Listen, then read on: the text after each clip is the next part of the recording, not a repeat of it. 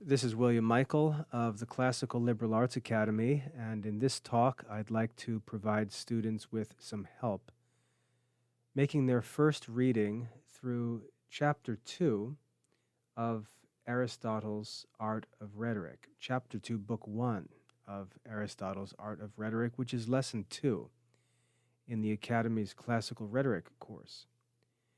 In the first chapter, just as a brief review, we talked about what rhetoric is, and we're going to get more into that in this second lesson. But even more importantly, we talked about what rhetoric is not. Aristotle complained about men who wrote on the subject of rhetoric in his day and said they just focused on trying to manipulate people or to pervert the judgment of their audiences. And Aristotle explained that that's not what rhetoric is about. Rhetoric is ultimately about discovering available proofs in arguments. And we're going to get into the definition of rhetoric in detail in this lesson. But he talked about what the purpose of rhetoric was, and he talked about the main focus of rhetoric, which should be on procuring credibility or discovering proofs for arguments. So that was the first chapter, and now we move into the second chapter. And as we get started, I just want to say this is a longer chapter, one of the longer chapters in this book. So I'm going to try to move through it quickly so it doesn't take too long, but at the same time, I'm not going to rush. I'm going to work through it, and in the worst case, I'll simply need to divide the talk into two parts. So I'll go on up to an hour, and if I need more time than that, I'll stop and make a second talk so it's easier to work through for students. But let's get started with Chapter 2, and you can just follow along as I read and comment on the text. You can follow along with Taylor's English translation of Aristotle's Rhetoric, which is available on the Academy website. So let's begin Chapter 2 of Book 1 of Aristotle's Rhetoric. Aristotle writes, "Now we shall endeavor to speak concerning the method itself, that is, the rhetorical art, and show how and from what particulars we may be able to obtain the end proposed by this art." Again, as if defining from the beginning, let us discuss what remains. And here Aristotle defines rhetoric for us. This is very important. In Taylor's text, in the PDF copy of the text that we provide, you'll see this definition in the first paragraph of Chapter 2 in italics, so it's easy to identify this. But Aristotle says, "Let rhetoric be the power of perceiving in everything that which is capable of producing persuasion." Rhetoric is the power of perceiving in everything that which is capable of producing persuasion. So just to summarize that and make sure it's clear, Aristotle says that rhetoric is a power or a skill that's developed by study and practice. And what this power of rhetoric allows us to do is to enter into any subject area, any topic, and perceive or become aware of what is available in that subject that is capable of producing persuasion. In other words, what we can use to develop proofs, to present and defend the truth as clearly as possible. So rhetoric is a power that applies to all sciences, all subjects. That's why he says the power of perceiving in everything that which is capable of producing persuasion. So there's our definition of rhetoric. I don't think that's too difficult for for students to understand, so you need to study it for your own mastery, but I'm going to move on because I think that's pretty simple. He says, this is the employment of no other art. No other art does or seeks what rhetoric seeks. Each of the other arts is doctrinal and persuasive. Doctrinal means instructive, or that it teaches a science. Each of the other arts is doctrinal and persuasive, not about everything, but about that which is the subject of its consideration. Every other art is concerned with one particular subject. Rhetoric is the power of perceiving in every subject that which is capable of producing persuasion. It's the general art of discovering proofs. And you can imagine just how immeasurably valuable that power will be. That's really what we're seeking through the study of the art of rhetoric. And then he gives a few examples. He says, thus, for instance, medicine is not like rhetoric. Medicine is doctrinal and persuasive about that which is salubrious and morbid. That means medicine teaches and persuades about what is healthful and tending to sickness. It's doctrinal and persuasive about a specific subject. Likewise, geometry is doctrinal and persuasive about the properties accidental to magnitudes. And if you don't understand what that means, it's okay. You need to study classical mathematics. But the point he's making here is geometry teaches and persuades about one specific subject, namely the properties of magnitudes. And likewise, arithmetic does the same about number. So these are examples of sciences or arts that apply to only one specific subject. And rhetoric is not like that. Rhetoric is a general power that applies to every art, every science, every subject. And that's what makes rhetoric most valuable. That's why we pursue rhetoric as a priority in a classical education, because if we have rhetoric, we have the ability to perceive what is capable of producing persuasion in any subject area. No matter what we study, no matter what we pursue in life, rhetoric will be of use to us.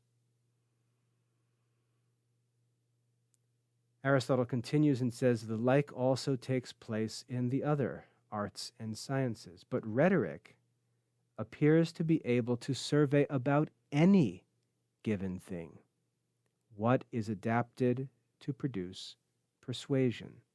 Hence we say that it does not possess an artificial power about any certain, peculiar, definite genus.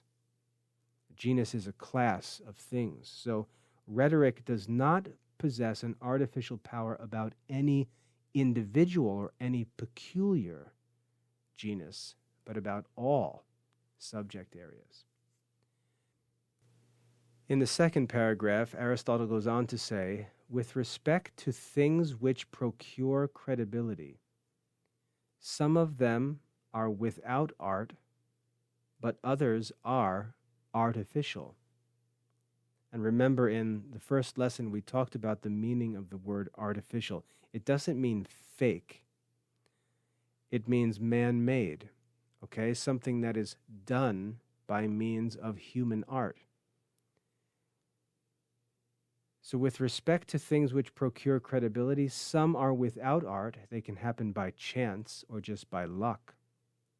But others are artificial. That is, they're actually carried out by a certain skill.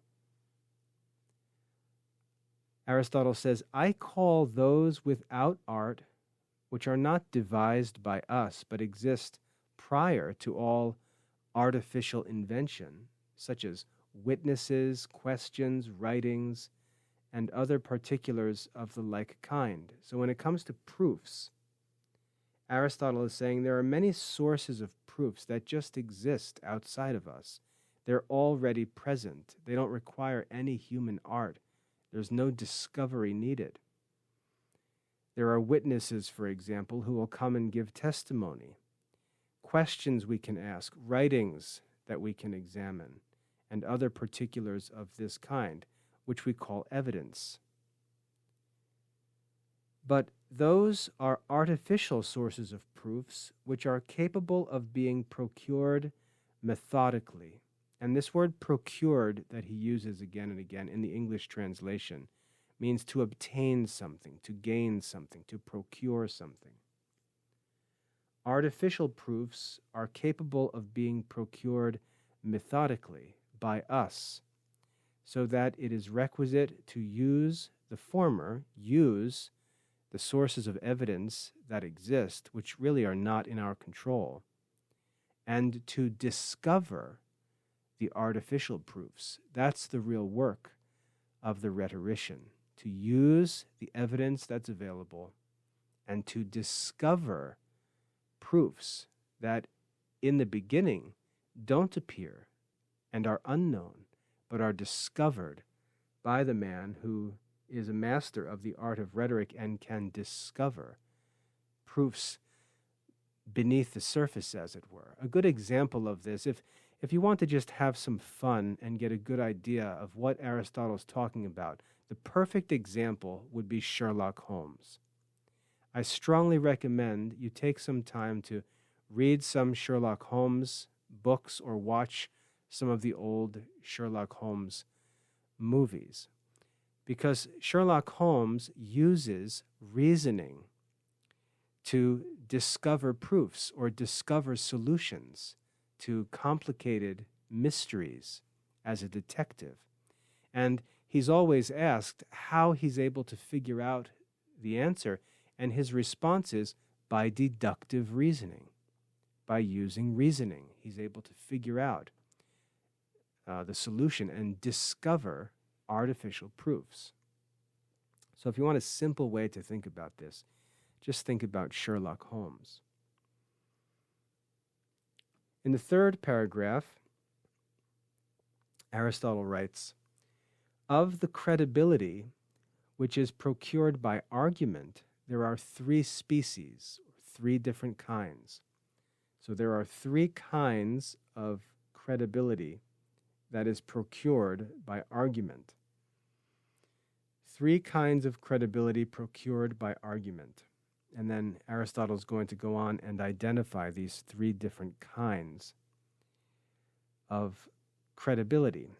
He says, "For one kind consists in the manners of the speaker." One kind consists in the manners of the speaker. Another in the disposition of the hearer. And the third in the argument itself. So these are the three kinds of credibility that's produced by argument. One kind is in the manners of the one who's speaking. Another is in the disposition of the hearer, and the third is in the argument itself. In consequence, he says, of demonstrating, that is, proving from premises that are true and certain, or appearing to demonstrate. Credibility, therefore, is procured through manners when the oration is delivered in such a way as to render the speaker worthy of belief. This is the first kind of credibility. Credibility is procured through the manners of the speaker so that he earns the trust of his audience. His manner of speaking makes him worthy of belief or worthy of trust. For about everything we believe the worthy in a greater degree and more rapidly. We believe, we trust a respectable man, and so the speaker can make himself appear respectable. we believe the worthy in a greater degree and more rapidly, but in those particulars in which an accurate knowledge cannot be obtained, and which are ambiguous, we entirely confide in the decision or judgment of the worthy man. So we trust in the judgment of men that we consider knowledgeable and respectable. So one source of credibility is presenting yourself as one who is trustworthy and knowledgeable, expert in a certain area. And of course, you can't just do that on the spot. You have to have your entire life in order to give yourself an appearance of trustworthiness to the audiences that you speak to. This is a challenge for our moral lives. He then says, it is, however, requisite that this also should happen through the oration, through the speech, and not entirely from any previous opinion respecting the speaker.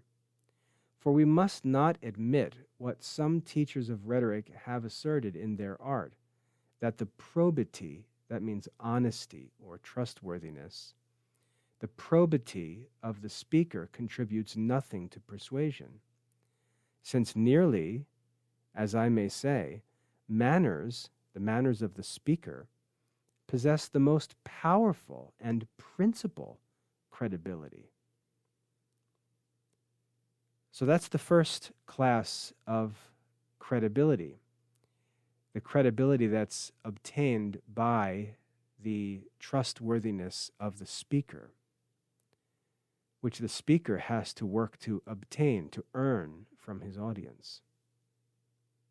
Now he goes on to the second kind of credibility. He says, but credibility is procured through the hearers. Remember, he said the disposition of the hearers. Credibility is procured through the hearers when their passions are influenced by the oration, by the speech. For we do not similarly form a judgment when we grieve, or when we rejoice, or when we love, or when we hate. The disposition of the hearer affects his willingness to trust and believe a message. So we've got to take into consideration the disposition of the audience, the disposition of the person or people we're speaking to.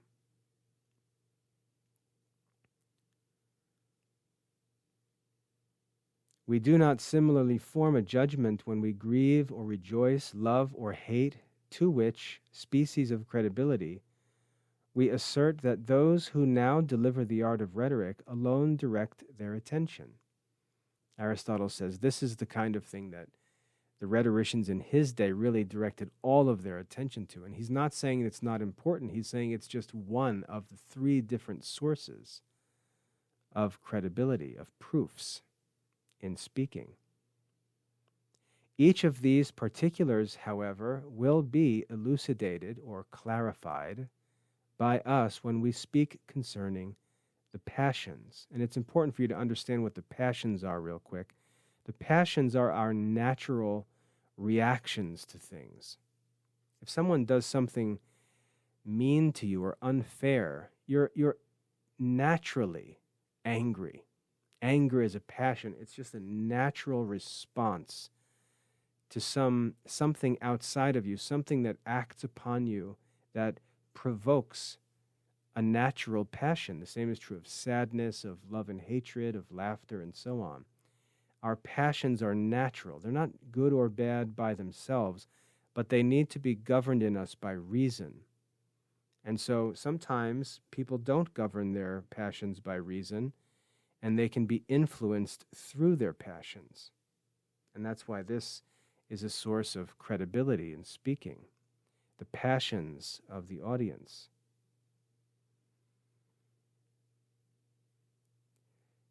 And then thirdly, Aristotle says, but belief is produced through arguments.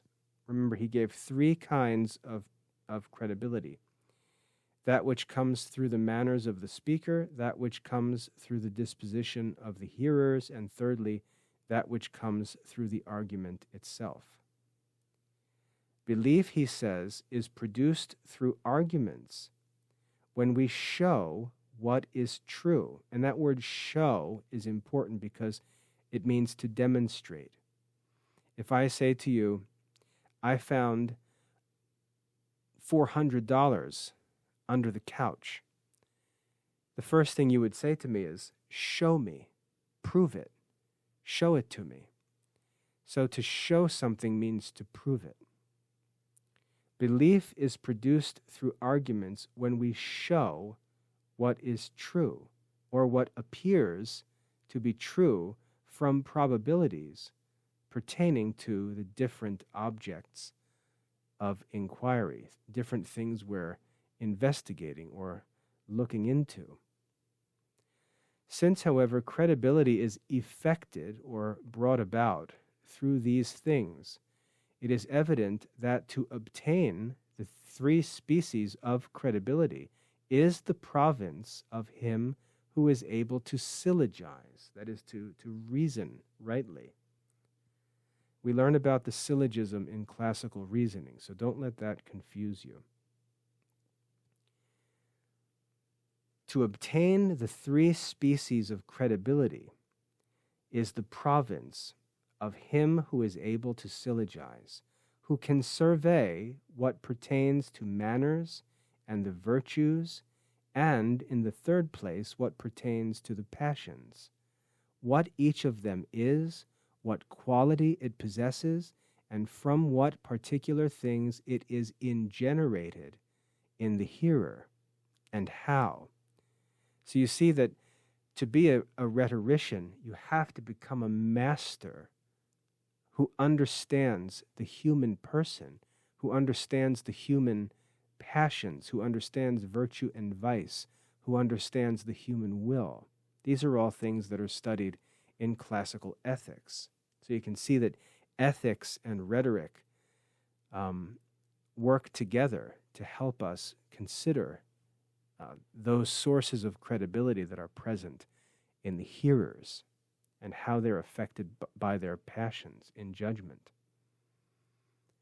Rhetoric is, as it were, something which grows upon dialectic, because dialectic is where we learn the art of syllogizing or reasoning. Rhetoric grows upon dialectic and the discussion concerning manners, and it is just to call rhetoric political. Hence, rhetoric assumes the form of the political science, and those who profess it do so partly from ignorance, partly from arrogance, and partly from other human causes. For it is a certain particle and resemblance of dialectic, as we observed in the beginning of this treatise. For neither of them is the science of anything definite or specific, and which shows how a thing subsists, but they are certain powers of procuring arguments. And thus we have nearly spoken sufficiently concerning the power which they possess, and how they subsist with respect to each other. So we've come full circle here now, where Aristotle is back at the beginning, where he said rhetoric is counterpart to dialectic. He now explains why that is. In dialectic, we learn how to syllogize. But these three kinds of credibility are obtained by the man who knows how to syllogize, who can survey, as Aristotle said, what pertains to manners and the virtues, and, in the third place, what pertains to the passions, what each of them is, what quality it possesses, and from what particulars it is ingenerated in the hearer. So it happens that rhetoric is, as it were, something which grows upon dialectic. Okay, next paragraph. With respect. Let's keep moving here. Like I said, this is a long chapter, so I want to keep moving forward. You can replay this video if you'd like to go back and listen to it again. So I'm not going to spend too much time reviewing because you can do that on your own. That's one of the benefits of having these recorded talks. So let's move on. With respect to proof, either real or apparent. And again, that's an important distinction. A real proof is a proof that actually is a proof. It really does prove something. The conclusion really does come from the premises. An apparent proof is really not a true proof. It's one that people might think is a proof, but a more expert student of dialectic will understand that it's not really a proof. That's one of the reasons why you need to study the art of reasoning, so you can distinguish between a real proof and something that only appears to be a proof. With respect to proof, either real or apparent, in the same manner as in dialectic, one kind of proof is induction, and another is a true syllogism, and a third is an apparent syllogism. One kind of proof is induction, another kind is a true syllogism, and a third kind is an apparent syllogism. So 3 different kinds of proofs: inductive proof, true syllogistic proof, and thirdly, apparent syllogisms, which are not syllogisms. Thus also similarly in rhetoric. So again, he's showing this connection, this relationship between dialectic and rhetoric. And you've got to study classical reasoning if you want to master classical rhetoric. He says, example, indeed, is induction. What does that mean? That's a little unclear for readers to understand. Example is induction. And make sure when you read that line you understand what it says. It says, example is induction. Think about what an example is. If I say, you know what, you're really a selfish person. You're a selfish person. And someone says, prove it. Prove that I'm a selfish person. And I say, well, yesterday it was raining and you took the umbrella and you made your sister walk in the rain. That was very selfish. That's an example. But the problem with an example is it's only one instance. That doesn't necessarily prove that you're a selfish person. Just because you did something selfish one time. So an example is sort of a beginning of a proof, but it doesn't prove the argument, doesn't prove the conclusion.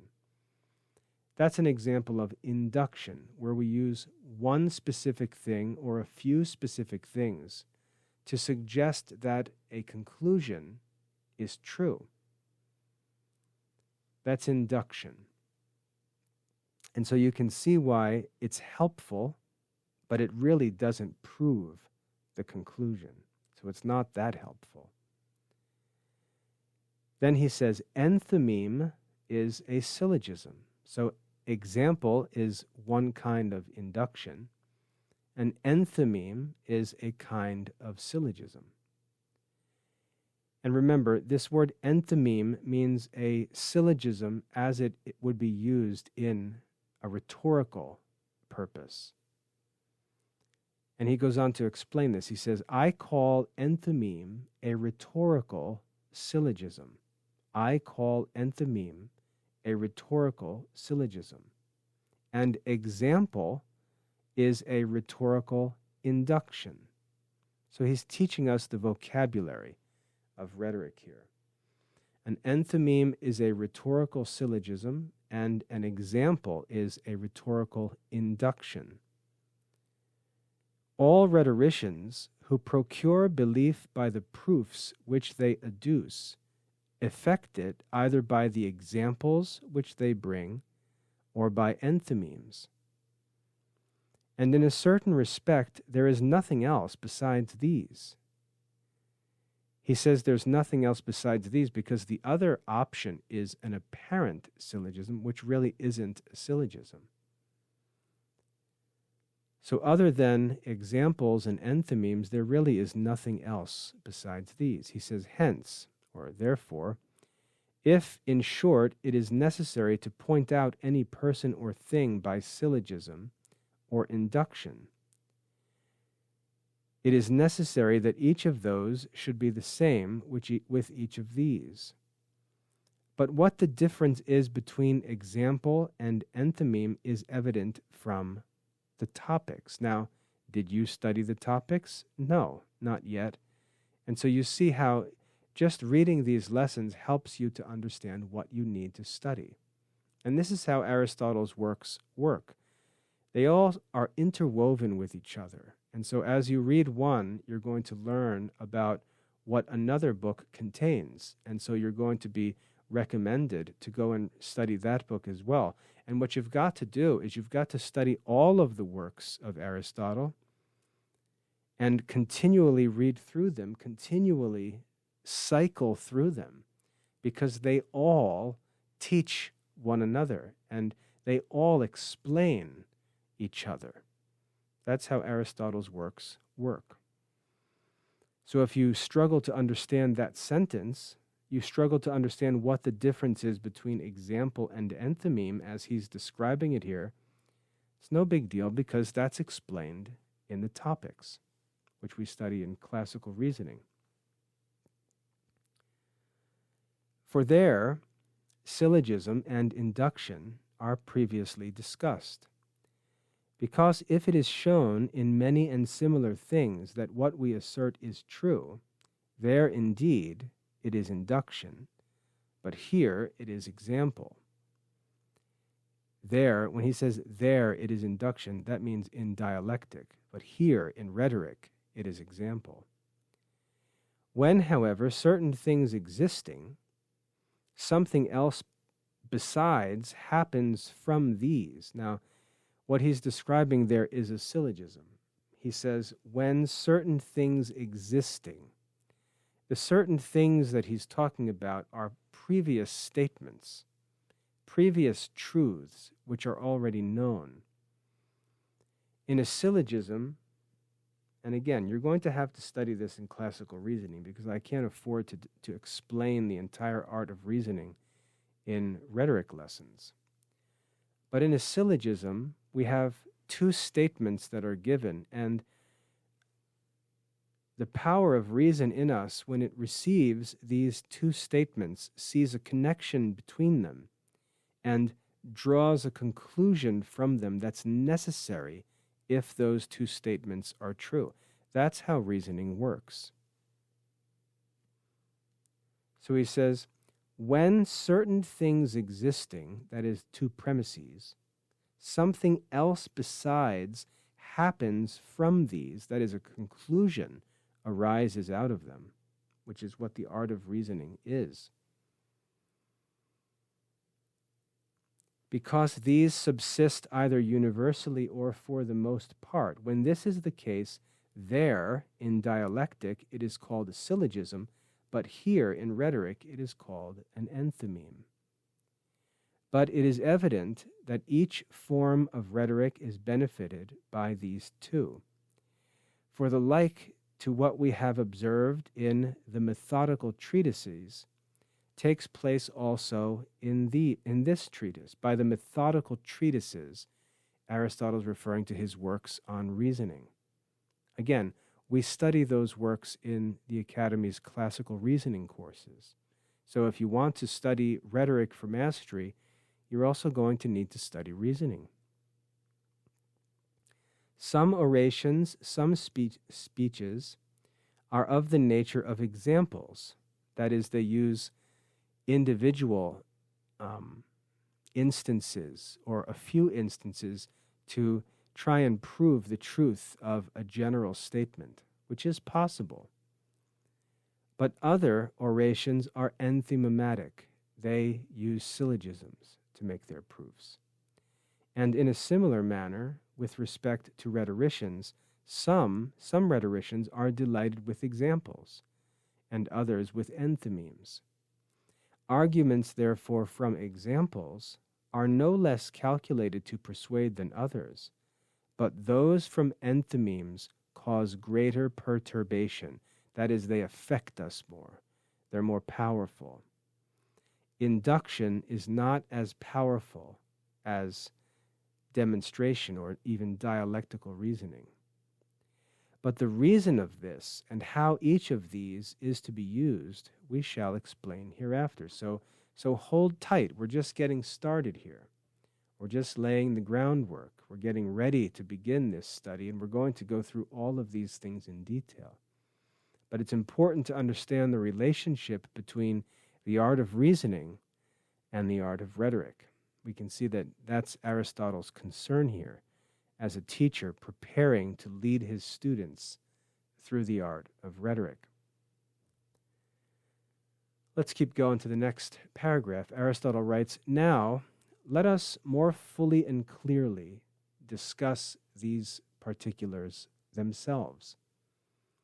For that which is persuasive to someone. And one thing is immediately of itself persuasive and credible, but another because it appears to be proved through things that are credible. Some things are persuasive in and of themselves," he says.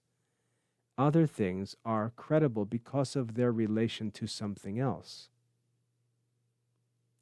No art," Aristotle says, "no art speculates that which is particular." By particular, Aristotle means an individual thing, like your dog, your specific dog, that individual dog. A philosopher doesn't study or seek to understand an individual. He seeks to understand entire classes of things. He seeks to understand dogs in general. He seeks to understand animals in general. He doesn't study to understand an individual dog. No art speculates that which is particular. Thus, for instance, medicine does not speculate what is salubrious or healthful to Socrates, the individual, or to Callias, an individual man. That's not what medicine studies. But what is healthful to such a man or to such persons in general? This is artificial. This is the work of an art. Particulars are infinite and are not the objects of science. Particulars are infinite and are not the objects of science. Now, this is what's wrong with induction, because induction does require a study of individual things. We use individual examples. But the only way that we can prove something by induction is to show that it's true in every single example. And that's impossible.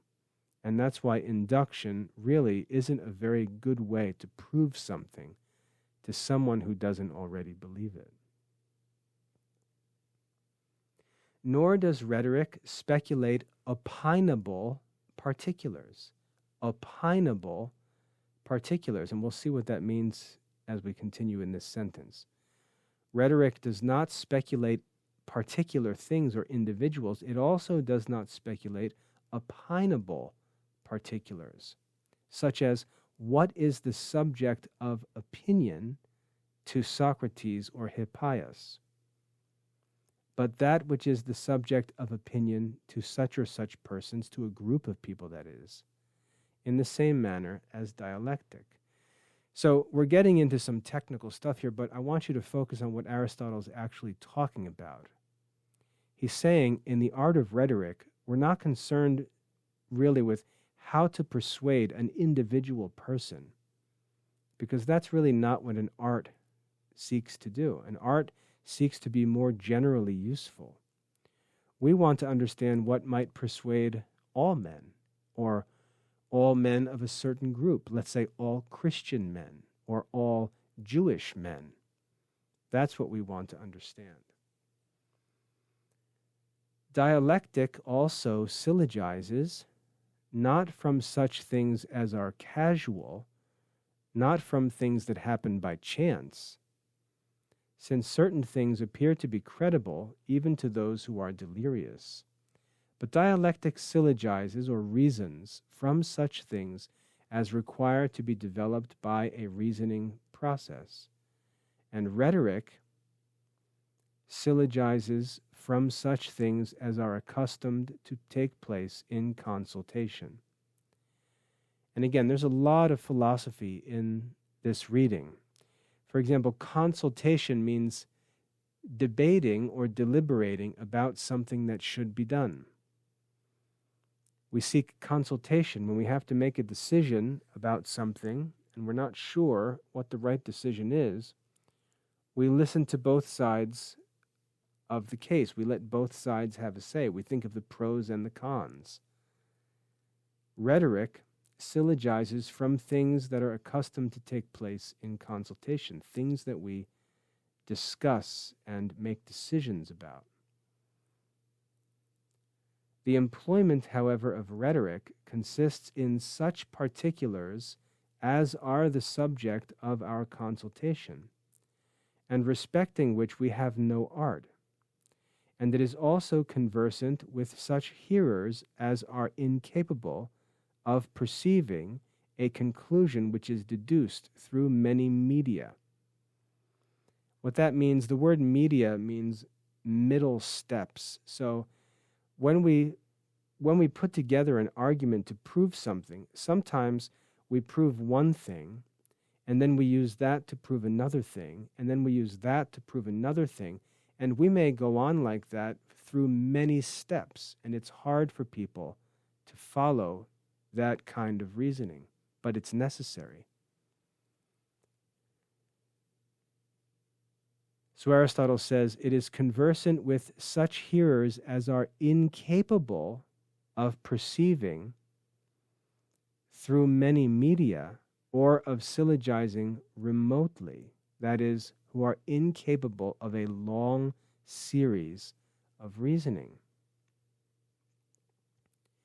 But we consult about those things, the subsistence of which appears to be possible in both ways, that is, which may subsist otherwise than they do. In other words, we only consult about things that are controversial. We don't consult about things that are already known or that are obvious or that most men already have a common opinion on. We consult about things that are uncertain.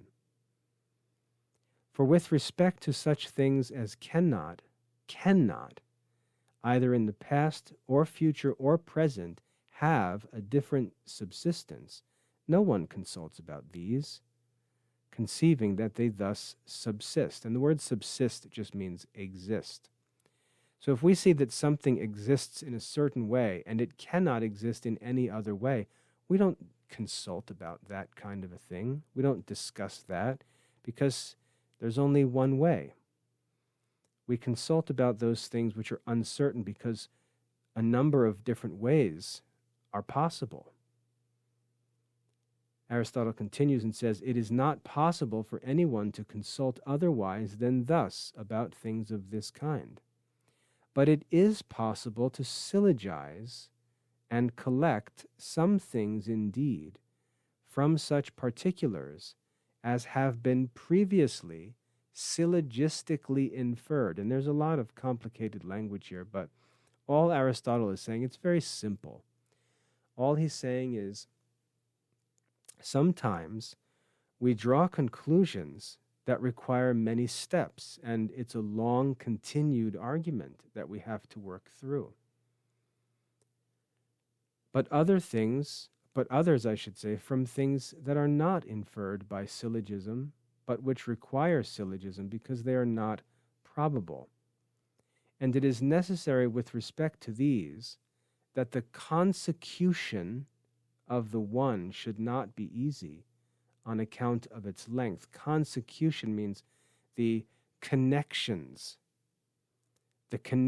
of all the arguments. The consecution should not be easy on account of its length, for the judge is supposed to be simple, and that the other should not be adapted to persuade, because it does not proceed from things acknowledged, nor from such as are probable, Hence, it is necessary that enthymeme and example should be conversant with such things as for the most part admit of a various subsistence. That means controversial things.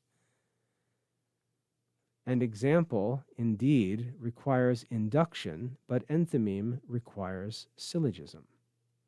It is likewise necessary that enthymeme and example should consist from a few things, and frequently from fewer than those from which the first syllogism consists. For if any one of these is known, it is not necessary to say anything farther, since the hearer himself will add this. Thus, for instance, for the purpose of concluding that Doricus was victorious in that contest in which the victors were crowned, it is sufficient to say that he conquered in the Olympic Games. But there is no occasion to add that he was crowned because he conquered in the Olympic Games, for this is already known by all men. Next paragraph, Aristotle writes, "There are, however, a few necessary things from which rhetorical syllogisms consist. For many of the particulars which are the subjects of judgment and consideration may have a various subsistence. They may be able to exist in a number of different ways, and therefore there may be some uncertainty about them, which is what we discuss in Consultation and where we apply the art of rhetoric.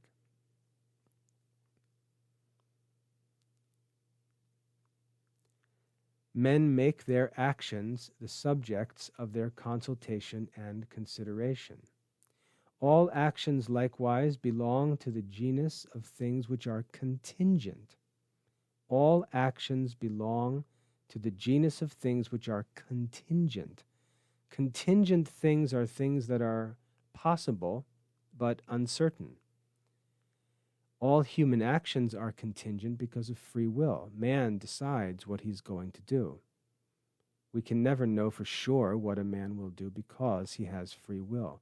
All actions are contingent. No one of these, as I may say, is from necessity. That's because man has free will. But things which are for the most part accidental and contingent must be syllogistically collected from other things which are of the like kind. And such as are necessary must be deduced from syllogism or by syllogism from necessary propositions. So all Aristotle is doing here is explaining that if we're trying to prove something that's contingent, it's got to be based on contingent premises. And if we want to argue that something is necessary, its proof is going to need to be based on necessary propositions. This is evident to us from the analytics. So if you don't understand this, that's okay. You need to study the analytics, prior analytics and posterior analytics, which we study in classical reasoning. So notice how Aristotle's weaving this together and showing you that you need to know the art of logic, the art of reasoning, in order to really understand the art of rhetoric. They go together. They reciprocate with one another, as he says in the opening chapter. This then being the case, it is manifest that with respect to those things from which enthymemes are deduced, some are necessary things, but most of them are such as have a frequency of subsistence. That is, they normally exist in a certain way, but not necessarily. For enthymemes are deduced from probabilities and signs, so that it is necessary each of these should be the same with each. For the probable is that which subsists for the most part. And notice how Aristotle is explaining the meanings of the terms and phrases he uses. This is how we learn how to understand Aristotle. If you ask Aristotle, what do you mean by something that's probable? He answers, something is probable which subsists for the most part, usually, in most cases, but not simply according to the definition of some persons. That, however, which is assumed respecting things which may have a various subsistence, has the same relation to that to which the probable is directed, as universal to particular. But with respect to signs, so here he's introducing a new term, signs, and you have to ask, what does he mean by signs? What does Aristotle mean by this term signs?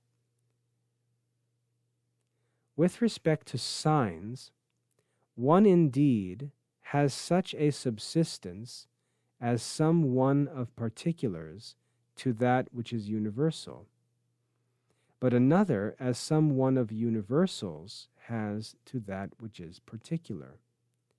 And of these signs, that indeed which is necessary is an argument, but that which is not necessary is anonymous.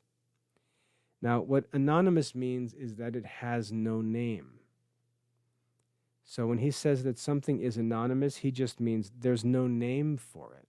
Maybe because we don't even know if it actually exists, and no one has ever given it a name. I call, therefore, those things necessary. Now notice he's telling us what he means by this term here. I call those things necessary from which a syllogism is produced, on which account also a sign of this kind is tekmerion, or an argument. For when rhetoricians fancy that what they say cannot be solved, that is, they've come up with some argument that they believe that no one can refute. When rhetoricians fancy that what they say cannot be solved, then they think that they have adduced an argument as being something proved and definite. For tekmar and bound or limit are the same, according to the ancient tongue. With respect to signs, however, that indeed which subsists as particular to universal is just as if someone should say that it is a sign that wise men are just men. For Socrates was both wise and just. This is a sign, but what has been asserted, though true, may be solved, may be refuted, for it is not syllogistic. The following, however, as for instance, if someone should say, it is a sign that a certain person is diseased, for he has a fever, or that some female has delivered a child because she has milk in her breasts. These are necessary signs, and which are the only signs that are tekmeria. So a sign that is true in all cases is what Aristotle refers here to as tekmeria. But there are other signs which are not true in all cases, but only some cases, and they really don't prove anything, although they do suggest that it's possible. But tekmeria are signs that are syllogistic. They actually are proofs. They argue from the universal down to the individual because they must be true in all individuals because they're true universally. These alone, if true, cannot be solved. But that which subsists as universal to particular is as if someone should say, it is a sign that a certain person has a fever, for he breathes short and frequently. This, however, may be solved or refuted, and is not though it is true. For it is possible that one who has not a fever may labor under a difficulty of breathing. We have therefore now shown what the probable, what a sign, and what an argument are, and in what they differ from each other. These, however, are more clearly unfolded in the Analytics, where also it is shown from what cause some of them are not syllogistic, but others are syllogistically deduced. and with respect to example, that it is indeed induction, and what the subjects are about which it is an induction we have already shown. It is, however, neither as a part to the whole, nor as a whole to the part, nor as whole to whole, but that which is as a part to a part, and as the similar to the similar, when both are under the same genus, but the one is more known than the other. But the one is more known than the other is example. Thus, for instance, that Dionysius endeavored to establish a tyrannical government when he required a guard is an example. Pisistratus, who prior to him attempted the same thing, demanded a guard, and having obtained it, tyrannized over the Athenians, and Theagenes over the Megarensians. All such others likewise, as are known to have acted in this manner, become an example of Dionysius, with respect to whom it is not yet known whether he requires a guard with a view to a tyrannical government. In other words, we're using other examples to judge the present case. And it doesn't necessarily prove that what's being assumed is true. All these, however, are under the same universal, namely, that he aspires after a tyranny who requires a guard. So we take this general statement, he who aspires after a tyranny requires a guard. And we then use that to draw conclusions about individuals. Thus we have shown what the particulars are from which the credibility that appears to be demonstrative is derived. So that brings us to an end of this first reading of chapter 2. Now, we moved through that pretty quickly, and it's a long reading. You can look, in the time of this talk is already almost an hour. But we got through that first reading, and I think I did a fairly good job of explaining the key points that Aristotle's making in this lesson. And now you have the opportunity to listen to this talk again if you want to, but to go through this lesson and study it carefully for mastery. That's the next step of your study. The third step of your study, as you work through it to study for mastery, is to find what those points are where you run into trouble and you can't understand certain things, and then ask questions about those points. That's why the student forums are found on the course page. Step 1 is to listen to the prelection and just make it through that first reading and become aware of what needs to be studied. Secondly, study the lesson for mastery. And then as you study and you start to run into some troubles, there's certain sentences you can't understand or a certain idea you can't wrap your mind around, that's when it's time for you as the student to ask questions and seek help to clarify those things. And honestly, I, as the teacher, wait for you to do that. So the next step is to, let's say, listen to this talk again if you want to. Not necessary, but you can if you want to, obviously.